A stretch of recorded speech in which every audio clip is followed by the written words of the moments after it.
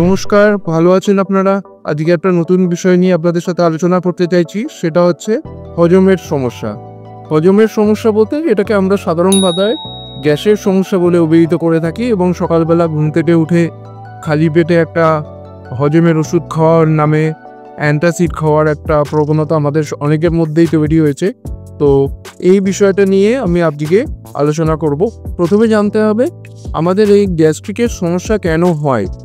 এই সমস্যাটা তখনই হয় যখন পাকস্থলীতে যে অ্যাসিড থাকে সেই অ্যাসিড খাবারের সাথে মিশে যে খাবারকে হজম করতে হেল্প করে, ঘটনাচক্রে কোনোভাবে সেই অ্যাসিড যদি আমাদের খাদ্যনালীর মাধ্যমে গলার দিকে উঠে আসে, তখনই আমাদের এই একটা অম্বলের বা অ্যাসিডিটির সমস্যা হয়। আমাদের যে পাকস্থলী আর খাদ্যনালী বা ইসোফেগাসের মধ্যে একটা স্ফিংটার থাকে, এই স্ফিংটারটা পান হয়ে থাকে, যেখান থেকে ওপরের খাবারটা নিচের দিকে গেলেও নিচ থেকে কিছু উঠে আসার কথা নয়। কিন্তু ঘটনাচক্রে যদি এরকম কখনো হয় যে ওই স্ফিংটারটা একটু লুজ হয়ে গেছে, তখন আমাদের পাকস্থলীর যে অ্যাসিড বা পাকস্থলীতে আরও যা যা থাকে সেটা ওপর থেকে উঠে আসার একটা প্রবণতা হয়। সেই সময়ই আমাদের এই বুক জ্বালা পোড়া বা এই জাতীয় সমস্যাগুলো হয়। এই সমস্যাটাকে বলে গ্যাস্ট্রোইসোফেজিয়াল রিফ্লাক্স ডিজিজ বা জিইআরডি।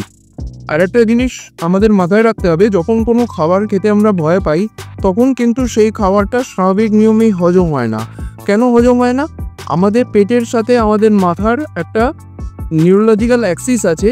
যখনই আমরা কোনো খাবার খেতে ভয় পাই, তখনই কিন্তু সেই খাবারটা হজম করার জন্য যে নির্দিষ্ট পরিমাণ উৎসেচক বা অন্যান্য জিনিস ক্ষরণ হওয়া জরুরি, ব্রেন থেকে সেই সিগন্যালটা যেহেতু ঠিকঠাকভাবে পৌঁছয় না, তাহলে সেই নির্দিষ্ট খাবারটা হজম করতে গেলে যে উৎসেচক নিশ্চিত হওয়ার দরকার সেটা কিন্তু ঠিকভাবে নিশ্চিত হয় না।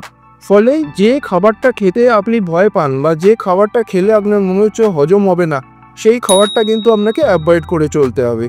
এছাড়া আরও আমি 4-5টা পয়েন্ট বলছি, যেগুলো যাদের হজমের সমস্যা তাদের অবশ্যই মেনে চলতে হবে। প্রথমত, একসাথে অনেকটা খাবার খাওয়া যাবে না। অল্প অল্প করে খাবার কিছুক্ষণ অন্তর অন্তর আপনাদেরকে খাওয়াটা আমি সাজেস্ট করব।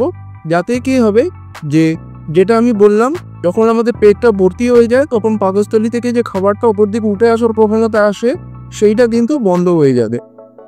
2 নম্বর পয়েন্ট, আমরা যখন ঘুমোবো তখন আমাদের শোয়ার অ্যাঙ্গেলটা এরকম হওয়া উচিত যাতে মাথার দিকটা বা বুকের দিকটা একটু ওপর দিকে থাকে, পেটটা একটু নিচের দিকে থাকে।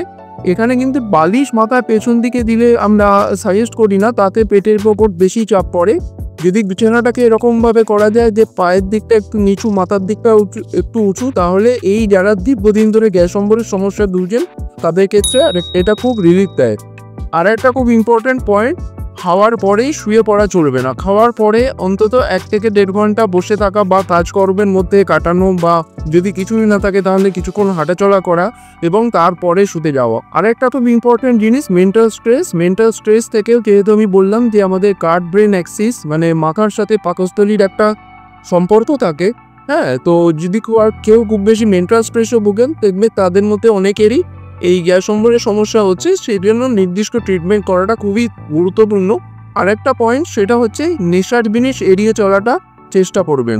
স্পেশালি ঘুমানোর আগে কোনো নেশা করা, এটা কিন্তু আমাদের পেরিস্টালসিস মুভমেন্টটাকে খুব স্লো করে দেয়। সেই জন্য আমরা সাজেস্ট করি যে যাদের খুব বেশি গ্যাস অম্বলের সমস্যা, তারা যদি নির্দিষ্ট কোনো নেশা আসক্ত থাকেন তাহলে সেটা থেকে দূরে চলে যেতে পারলে কিন্তু এই সমস্যাটার থেকে অনেকটা বেরিয়ে আসা সম্ভব।